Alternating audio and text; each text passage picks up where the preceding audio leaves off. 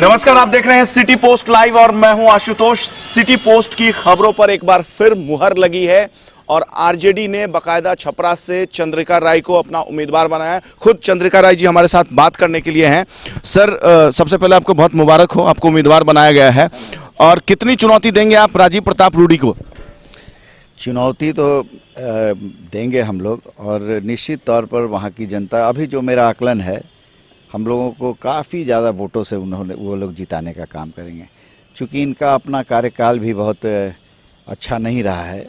आप ही लोगों के चैनल से पता चला हमको कि उनका 16 करोड़ रुपया अभी भी एमपी कोष का, एमपी लैड्स का पैसा अभी भी बचा हुआ है, खर्च नहीं हो पाया है। तो इस तरह से कोई चुनौती मैं नहीं समझता हूँ कि है।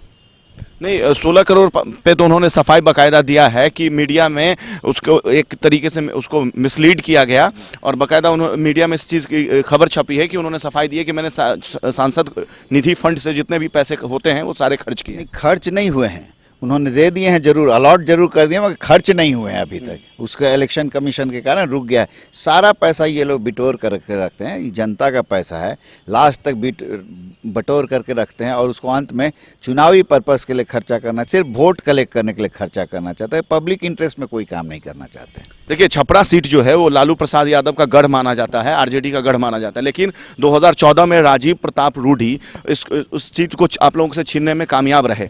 तो क्या आप इस बार इस सीट को रिटेन कर पाएंगे? निश्चित तौर पर कोई दिक्कत नहीं है।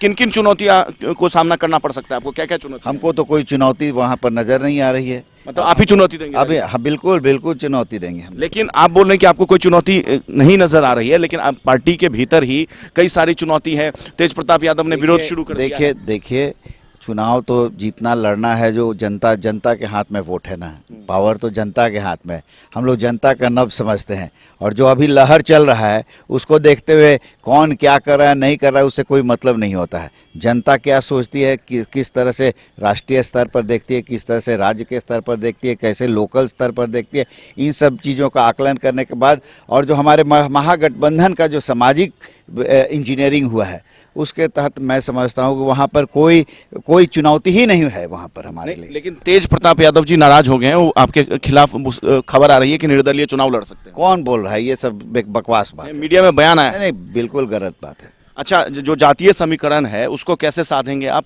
छपरा लोकसभा सीट में? क्योंकि आरजेडी तो ठीक है, पिछड़े में मुस्लिम में उनका मतलब पैठ है, लेकिन जो बाकी सामान्य वर्ग में है उसको कैसे साधेंगे आप? नहीं, सामान्य वर्ग में, अब मैंने कहा ना कि जनता में एक लहर है मोदी सरकार को हटाने की।